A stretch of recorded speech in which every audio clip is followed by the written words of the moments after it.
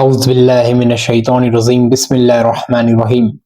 আসসালামু আলাইকুম আখি। আশা করি আপনারা সকলেই ভালো আছেন আল্লাহর রহমতে। আমিও খুব ভালো আছি। আমি আবারও আপনাদের সামনে উপস্থিত হলাম আরো একটি নতুন পর্ব নিয়ে। আমি কিছুদিন পূর্বে একটি আমার সিরিজ স্টার্ট করেছিলাম যে কোরআন কি আল্লাহর কিতাব, কোরআন কি আল্লাহর বাণী। এবং এই সিরিজটি স্টার্ট করার আমার মূল লক্ষ্য হলো নাস্তিক, মুরতাদ, অমুসলিমরা, পাশ্চাত্যবাদীরা দিনের পর দিন কোরআন যে আল্লাহর কিতাব এটিকে ভুল প্রমাণ করার জন্য তারা যে তাদের ভুল দাবি করে অযৌক্তিক যুক্তির দ্বারা এবং ভুল তথ্য দিয়ে মানুষকে বিভ্রান্ত করার চেষ্টা করে, সেই সমস্ত যুক্তি, সমস্ত প্রমাণের খণ্ডন করা, এটি আমার মূল লক্ষ্য। ইতিমধ্যে আমি পর্ব নম্বর 8 পর্যন্ত অলরেডি আমার ইউটিউব চ্যানেলে আপলোড দিয়ে দিয়েছি। তার লিঙ্ক আপনারা এই ভিডিও ডেসক্রিপশনে এবং উপরে থাকা আই বাটনে ক্লিক করলে অবশ্যই পেয়ে যাবেন। সেই সমস্ত ভিডিওগুলি মিস করবেন না। সেই সমস্ত ভিডিওগুলিতে আমি নাস্তিক, মুরতাদ, অমুসলিম, পাশ্চাত্যবাদীদের একের পর এক তাদের যুক্তির খণ্ডন করেছি এবং তাদের বাটপাড়িগুলো আপনাদের সামনে তুলে ধরেছি। তো ভিডিও বেশি কথা না বলে ভিডিওটি আমি স্টার্ট করতে চাই। ভিডিওটি স্টার্ট করার আগে আপনাদের একটি ছোট অনুরোধ, যারা আমার চ্যানেলে নতুন রয়েছেন তারা দয়া করে প্লিজ চ্যানেলটিকে সাবস্ক্রাইব করে বেল আইকনে প্রেস করে দেবেন এবং উপরে থাকা আই বাটনে ক্লিক করলে অবশ্যই ভিডিওর লিঙ্কটি পেয়ে যাবেন। আখেই আমি আপনাকে নিয়ে এলাম আমার কম্পিউটার স্ক্রিনে। আমি একটু ব্যাপারটি হাইলাইট করে দিই যাতে করে আপনারা ভালোভাবে বুঝতে পারবেন। দেখুন, এটি হলো অমুসলিমদের ওয়েবসাইট, যেখানে তাহারা ইসলাম ধর্মের ব্যাপারে মিথ্যা কথা লিখে থাকে, ইসলাম ধর্ম ভুল। তো তাদের একটি টপিক রয়েছে যে কোরআন আল্লাহর বাণী নয়, তার উপরে তাহারা এই দাবিটি করেছে। ইতিমধ্যে বহু দাবি খণ্ডন আমি অলরেডি করে দিয়েছি, আমি আপনাদের আগেই ইনফর্ম করে দিয়েছি তার ব্যাপারে। তো সেই দিকে আর যাচ্ছি না। তবে এখানে কি লেখা রয়েছে দেখুন, তাহারা লিখেছে তাদের এই আর্টিকেলটিতে, এবারে সূরা মুমতাহিনার সূরা নাম্বার 60 7 নম্বর আয়াতটির বাংলা এবং ইংরেজি অনুবাদ পড়ি। বলুন তো, যদি সকল কিছুর তাকদীর সৃষ্টির পূর্বেই লিখে রেখেছেন, সেই আল্লাহ পাক কেন নিজের বক্তব্যের মধ্যে সম্ভবত শব্দটি ব্যবহার করলেন বা করবেন? আমরা সাধারণ মানুষ নিজের কোন কাজের বিষয়ে আশা করা যায় বা সম্ভবত বা হয়তো শব্দগুলি ব্যবহার করে থাকি। মাঝে মাঝে আমরা বলি, সম্ভবত আমি আজকে দুপুরে ইলিশ মাছ খাবো, বা আশা করি আজকে আমি ইলিশ মাছ খাবো। এর কারণ হচ্ছে আমরা নিশ্চিতভাবে সবকিছু জানি না। অনেক কিছু বিচার বিবেচনা করে সাধারণ কিছু ধারণা করতে পারি।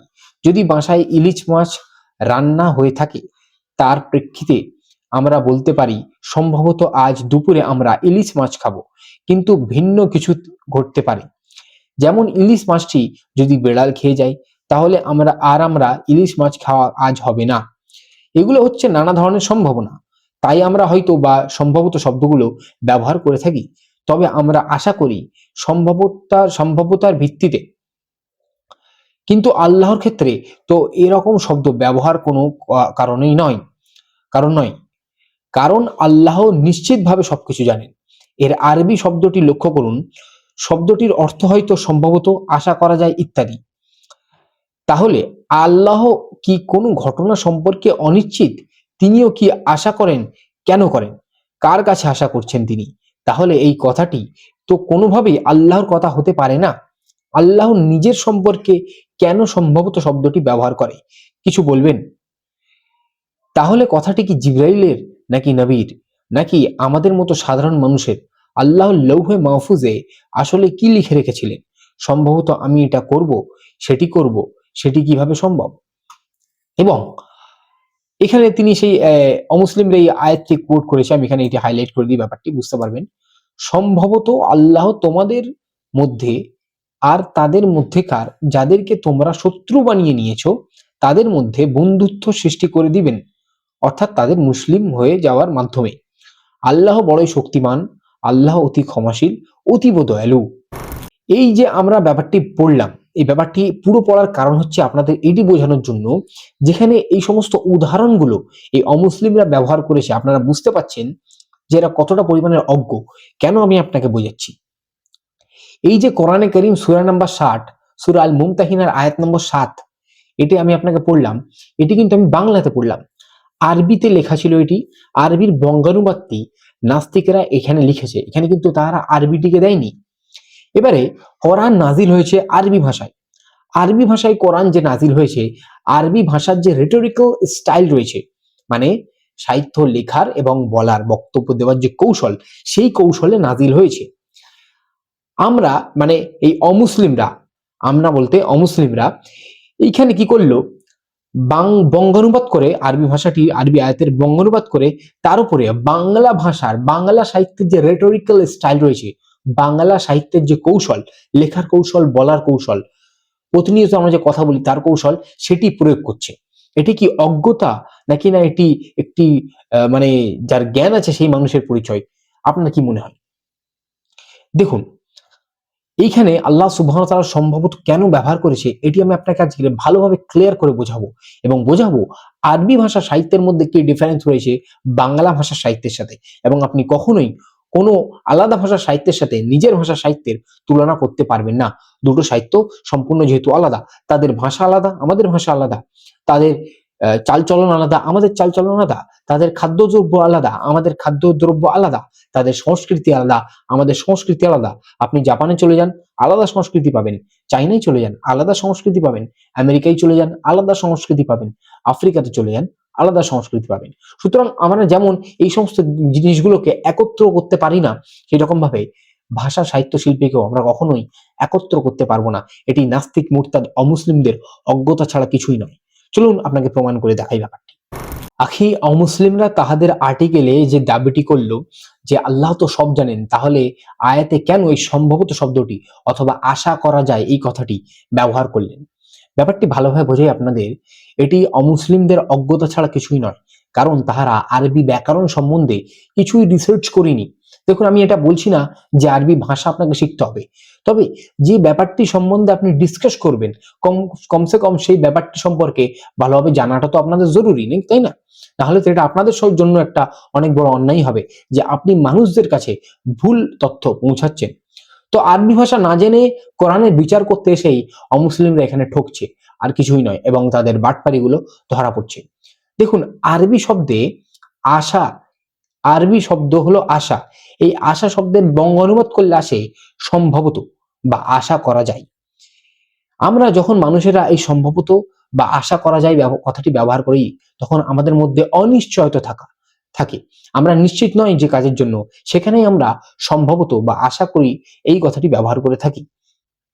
কিন্তু আরবি ব্যাকরণে তাফসীরের মধ্যে সবথেকে বড় রুলস হচ্ছে যে আল্লাহ সুবহানাহু ওয়া তাআলা যখন এই আরবি শব্দ আশা, বা বাংলা ভাষায় যাকে বলা হয় সম্ভবত বা আশা করা যায়, এইটি ব্যবহার করেছেন, তার মানে এটি নিশ্চিতভাবে ঘটবে, এটিতে কোনো সন্দেহ নেই। এবং এই সম্ভবত বা আশা করা যায় আল্লাহ সুবহানাহু ওয়া তাআলা যখন ব্যবহার করে, সেটি আরো কয়েকটি কারণ রয়েছে, যেমন দয়া বা রহমত বা উৎসাহ দেওয়ার জন্য, আশা জাগানোর জন্য, মোটিভেট করার জন্য। এই জন্য আল্লাহ সুবহানাহু ওয়া তাআলা ব্যবহার করে থাকে এবং করেছেন কোরআন কারীমের মধ্যে। আমি আপনাকে সেগুলির উদাহরণ এক্ষুনি দেব। আখি, এবারে আমরা জানবো আল্লাহ সুবহানাহু ওয়া তাআলা কেন এখানে সম্ভবত শব্দটি ব্যবহার করেছেন বা আশা শব্দটি ব্যবহার করেছেন। আমি আপনাকে বললাম এক্ষুনি যে আল্লাহ সুবহানাহু ওয়া তাআলা যখন আশা বা সম্ভবত শব্দটি ব্যবহার করেন, তখন সেটি নিশ্চিতভাবে ঘটবে। দেখুন, প্রথম কারণ হচ্ছে মানুষের মনে আশা জাগানোর জন্য আল্লাহ সুবহানাহু ওয়া তাআলা এই কথাটি ব্যবহার করেছেন। আল্লাহ সুবহানাহু ওয়া তাআলা মানুষের মনস্তত্ত্ব অনুযায়ী কথা বলেছেন কোরআনের মধ্যে। সম্ভবত শব্দটি এখানে সফট টোনে রয়েছে, মানে যখন আল্লাহ সুবহানাহু ওয়া তাআলা বলছে কোরআনে কারীম সূরা নাম্বার 60 আয়াত নাম্বার 7-তে, সম্ভবত আল্লাহ তোমাদের মধ্যে আর তাদের মধ্যেকার যাদের তোমরা শত্রু বানিয়ে নিয়েছো তাদের মধ্যে বন্ধুত্ব সৃষ্টি করে দেবেন। এবার একটি কথা ভাবুন, তাহাদের বন্ধুত্ব কেমনভাবে সৃষ্টি করবেন? মুসলমান করে তাদের বন্ধুত্ব স্থাপন করবেন, সৃষ্টি করে দেবেন। এটি মানুষের মধ্যে আল্লাহ সুবহানাহু ওয়া তাআলা আশা জাগাচ্ছে, যে তোমরা মোটিভেট করছে, শিক্ষা দেওয়ার জন্য, যে তোমরা সঠিক ব্যবহার আচার করো, আমি ফল দেব। এটা আল্লাহ সুবহানাহু ওয়া তাআলা তাদের মোটিভেট করছে, আর কিছুই নয়। এবং মানুষের ভাষায় আল্লাহ সুবহানাহু ওয়া তাআলা কোরআনের মধ্যে অতি সহজ ভাষায়, আরবি ভাষায় কোরআনকে নাজিল করেছে, যাতে মানুষ যখন পড়ে সেই ব্যাপারটি ভালোভাবে যেন রিলেট করতে পারে, হৃদয় যেন স্পর্শ হয়। আখি, এখানে আমি আপনাকে আরো একটি গুরুত্বপূর্ণ ব্যাপারে জানাতে চাই, যে আরো যে বিভিন্ন তাফসীরগুলো রয়েছে, তাফসীরে ইবনে কাসির, তাফসীরে ইবনে তাবারি, কুরতুবী, জালালাইন, এই সবাই বলেছে আল্লাহ সুবহানাহু ওয়া তাআলা যখন আশা শব্দটি ব্যবহার করেছেন আরবি ভাষায় এবং বাংলাতে সম্ভবত বা আশা করা যায়, তখন সেটি নিশ্চিতভাবে ঘটবে, এতে কোনো সন্দেহ নেই। এবং মজার বিষয় কি জানেন? মজার বিষয় হলো এটি ভবিষ্যতে হয়েও ছিল। আল্লাহ সুবহানাহু ওয়া তাআলা কোরআনে কারীমের সূরা নাম্বার 60 আয়াত নাম্বার 7 এর মধ্যে মুমিনদের উদ্দেশ্যে যে কথাটি বলল, যে তোমরা যাহাদের শত্রু বানিয়ে নিয়েছো তাহাদের মধ্যে থেকে আল্লাহ সুবহানাহু ওয়া তাআলা মিত্র বানিয়ে দেবেন, বন্ধুত্ব স্থাপন করিয়ে দেবে, তাহাদের আল্লাহ করিয়েছিল। বহু অমুসলিম বহু অমুসলিম কে আল্লাহ সুবহানাহু ওয়া তাআলা মুসলিম করে দিয়েছিল এবং মুসলমানদের তাহারা বন্ধু হয়ে গিয়েছিল এবং পরবর্তীতে জিহাদও করেছিল মুসলমানদের সাথে। তাহলে এখানে আল্লাহ এখান থেকেই প্রমাণ হয়ে যাচ্ছে আল্লাহ সুবহানাহু ওয়া তাআলা সম্ভবত শব্দটি ব্যবহার করেছিল, তার মানে এটি নিশ্চিতভাবে ঘটে এবং ঘটেও ছিল এবং যা যা আরো করেছে ভবিষ্যতেও সেগুলি গিয়ে ঘটবেও ইনশাআল্লাহ।